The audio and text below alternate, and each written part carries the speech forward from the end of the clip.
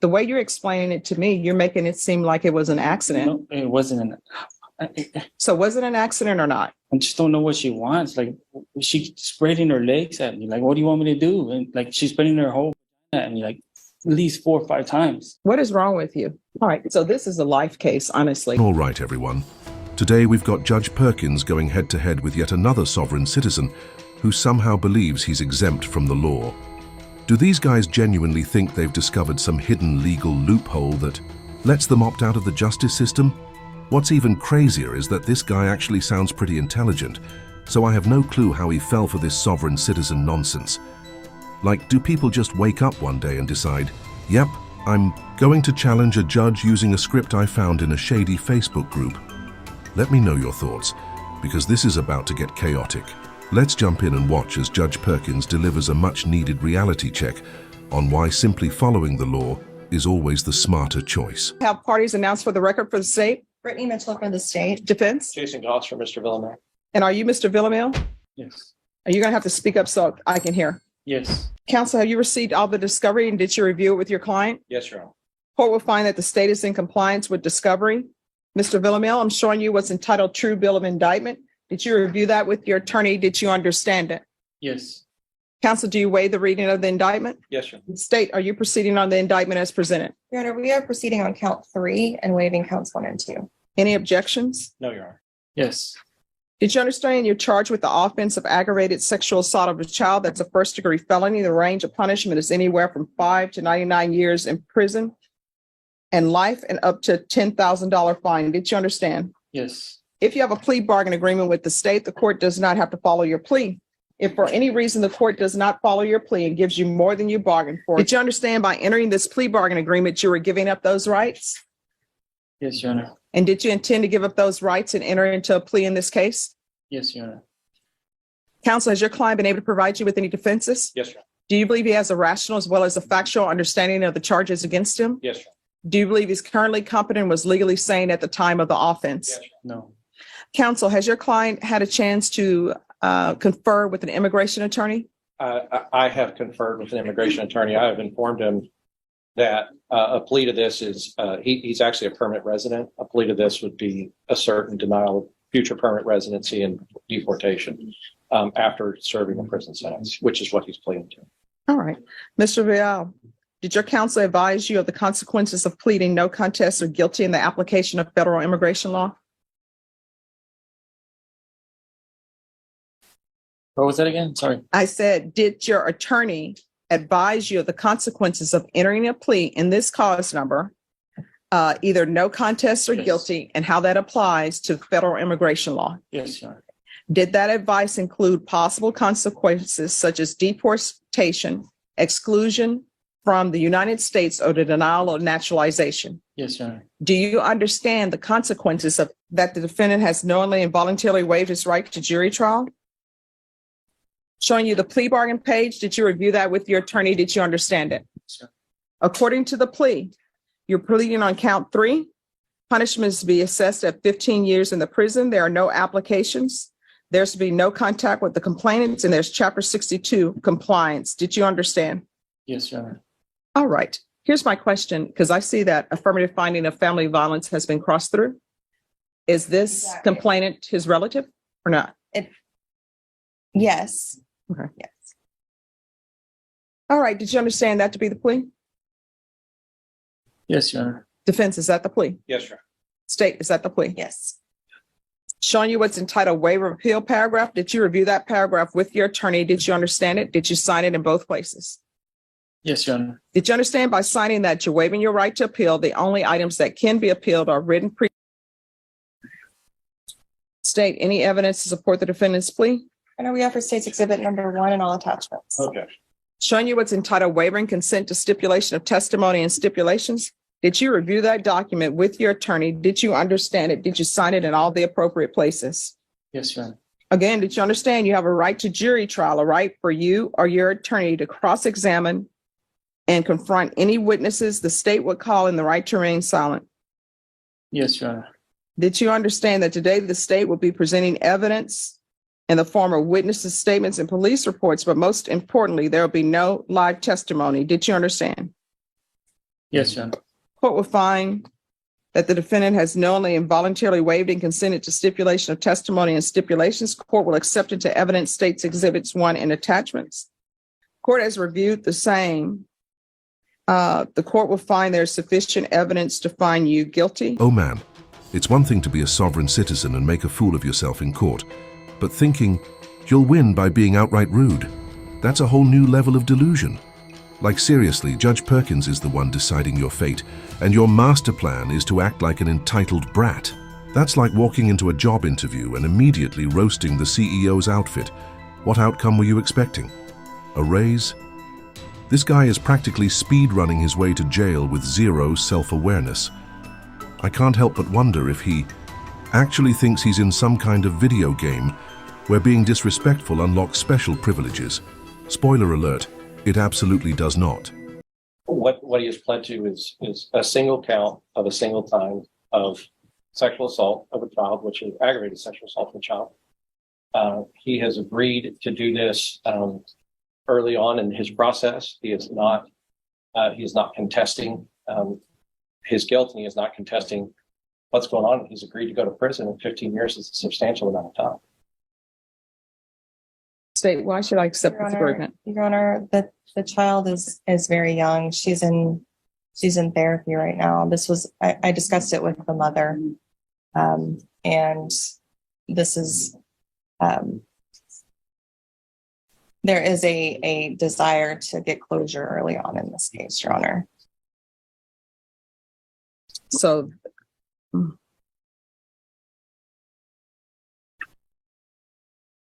At this point, we haven't had to penetration, but from reading this, He didn't say that. I said it because Okay. I was just talking about the legal issues Yeah. with that. So but I mean, having a child having her brother lick his, that was something that I think was determined that did not happen. well, she says that he asked her to lick his. That's a different one. Yes. What is wrong with you? Well, Your Honor, I'm not trying to like beat around the bush. She was showing me her crotch, and that's. And you got turned on. No, I didn't. I'm telling you, I'm not like physically like. Well, I did get turned on, but not. Well, after a while, she just kept doing that. Tell her not. You know what I mean? Like, So you're blaming a 6-year-old? I'm not blaming my 6-year-old. My client was sexually abused when he was a child.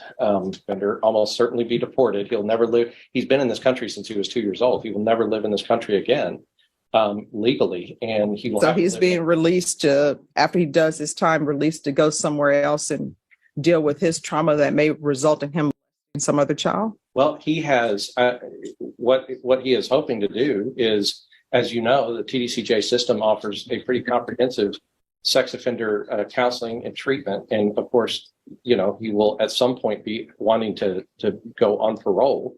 He knows that he's going to have to complete that. To do that, we have talked about it, explained it. He's going to take the opportunity to do that, as well as other programs that are offered in TDCJ. He is motivated to do that, and you know, at some point when he is released, as I said, he's going to go to a country that he has basically never lived in his entire life. What country would that be? Mexico. They have nice beaches. I swear, nothing annoys me more than when these sovereign citizens start yelling about how the court has no jurisdiction. Like, bro, do you think just saying it out loud magically makes it true? That's not how the legal system works. If you really believe that, you have to prove it. File a motion, present some actual evidence, do literally anything other than just running your mouth. But nope, they'd rather waste everyone's time arguing with the judge as if that's going to make the case disappear. I get it. This guy is probably just stalling, hoping for a dismissal. Well, if you thought that was bad, just wait, because this clown actually came back for round 2. That's right, Judge Perkins made him wait until the very end of the docket. So let's dive back in and see how much worse he managed to make this for himself. Also, let me know what you guys thought about the first part of this hearing. I'd love to hear your takes. I try not to hurt her. Wait, are you saying that you were molesting her, and as you were molesting her, you were molesting her in such a way because you didn't want her to hurt her? No, I asked her, you can put this in your mouth. That's it. And she said no. I said, that's fine. Okay, that's it. No, this is a penetration. Your Honor, if what he has pled to is, and what he confessed to is by penetrating the anus with his finger. Mm-hmm. And he had told the police when they asked him that he told the police that he did that at the time, which is another thing. He was honest with the police. He told them what he did. You know, and at this point, we're asking for this because we have agreed early on not to leave this on a docket, not to go through the process, not to have his daughter have to come in and, as the prosecutor said, be traumatized by this, and he's going to lose his freedom for up to 15 years and for a minimum of 7.5. But as the court knows, parole doesn't happen like that for these cases. They're doing 85% of their time. And so he's lost his freedom for more than a decade. He has done a horrible thing, and there's nothing that he can say right now that can explain that. I think the court's questions of him, how he has confessed to you and now that he has done it. And what No, he pled no contest. He pled no contest because I advised it because there's a civil case going on, but that's a legal advice that he was getting from his lawyer. I understand, but he pled no contest. So again, we're back to what were you thinking? Because I'm trying to figure out where you're coming from to figure out whether I should follow this plea or not. Sorry, Your Honor, I didn't do it. I didn't do it to like hurt my daughter. I tried. I'm begging and telling you, please. I'm telling you, please. I'm not trying to. The way you're explaining it to me, you're making it seem like it was an accident. No, it wasn't So was it an accident or not? Because you're telling me you just grabbed her and you're making it seem like your finger just accidentally penetrated that. Thing is, I just don't know what she wants. Like, she's spreading her legs at me. Like, what do you want me to do? And like, she's spreading her whole at me, like at least 4 or 5 times, dropping her pants, like literally. Like, it's not like I'm telling you like my actions were right. I know. I'm just trying to figure out where you are mentally. And yes.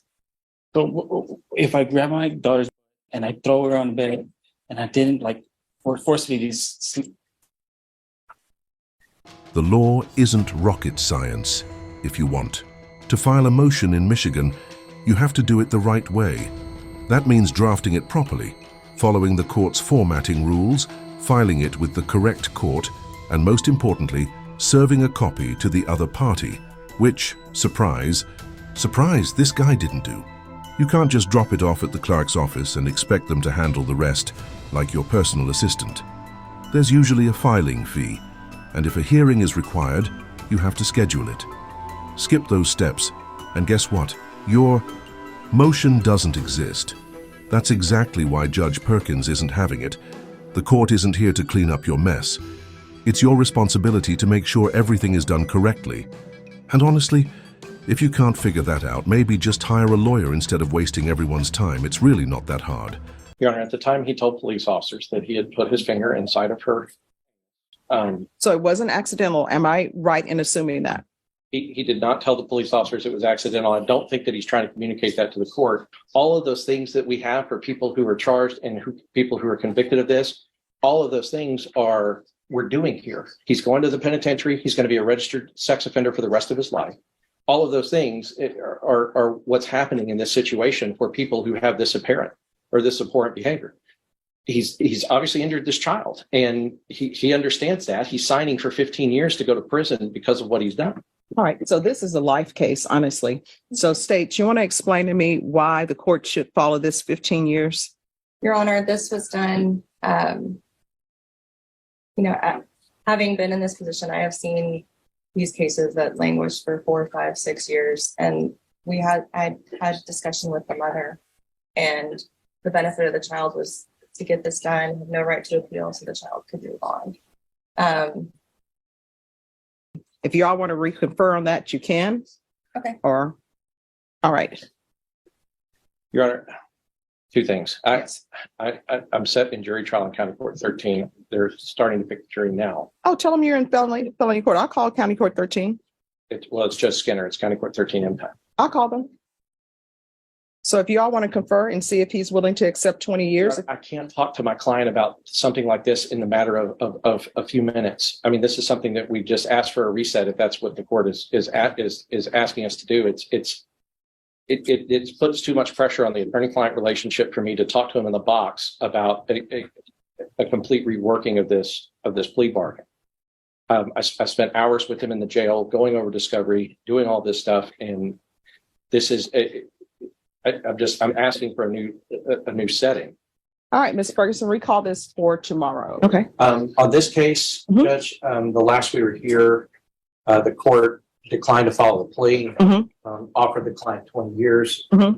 We are respectfully, we have given the court reporter payment for the record, and we are going to respectfully file a motion to disqualify the court in this proceeding. Okay. So is your client not accepting the 20 years? My client is not accepting the 20 years as it's been offered by the court. All right. Ms. Ferguson, can you put this on the jury trial docket, please? Your Honor, I've been informed that it will take 4 days for the record, including this one. And so, Well, whatever date, the first date of jury trial, that's the date of jury trial. understood. Okay. Thank you. First jury trial available for this case. We wanted to respectfully inform the court that if our intent is to file a motion to disqualify the court from this proceeding, and that at this time, the court's offer of 20 years to the client is rejecting because we are waiting for that motion. We have tendered a check to the court reporter in order to get the record. And then once that record is received, we'll file the motion and go along that process. All right. Well, your plea deadline date has expired, so the court will not accept any plea bargain agreements in this case. Your jury trial is set for August 8th. This case was a total disaster. You could just see this guy thought he was outsmarting Judge Perkins the whole time, but in reality, he was just making himself look ridiculous. The confidence was unreal, like, bro, you are not some legal genius cracking the code of the justice system. You're just embarrassing yourself in front of a judge who does this for a living. What blows my mind is that he actually sounds pretty intelligent. So how does someone like this fall for the whole sovereign citizen nonsense? He's young, he speaks well, but somehow he's convinced he's above the law. It's like watching someone starve with a full plate of food in front of them just because they refuse to pick up a fork. That said, credit to Judge Perkins, he handled this perfectly. He didn't take the bait, didn't lose his patience, and just let this guy dig his own grave with every ridiculous argument. That's the thing about court. There are actual laws and procedures you have to follow. You can't just declare yourself exempt from the law and expect it to work. Sovereign citizens always act like they've found some hidden loophole, but in reality, they're just running full speed into a brick wall while the judge watches. Honestly, this was both frustrating and hilarious to watch. Let me know what you guys think. Should Judge Perkins have been harsher, or did he handle it just right? If you enjoyed this, don't forget to like and subscribe. I post every day, so stay tuned for more. And of course, drop your thoughts in the comments. Thanks for watching and take care.